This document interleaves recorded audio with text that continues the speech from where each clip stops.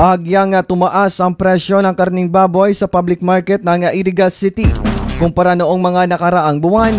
Base sa pork price list ng Department of Trade and Industry or DTI, ang presyo ng laman ng baboy ay nasa 370 pesos ang kilo na dati ay nasa 350 pesos.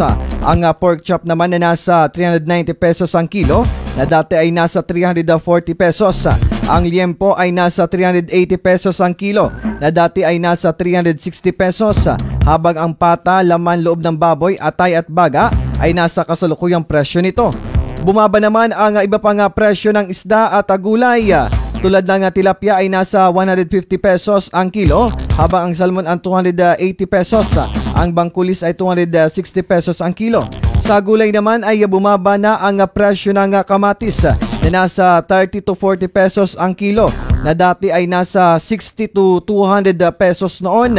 Ang carrots at patatas nasa 100 pesos ang kilo na dati ay nasa 200 pesos. Ang repolyo naman nasa 60 to 80 pesos ang kilo na dati ay nasa 120 pesos ang kilo nito. Sa ngayon, mas maayos naman anya ang bilihan ng mga gulay at isda sa public market ng Iriga City, habang ang karning baboy ay may kunting pagbagal ang bentahan nito.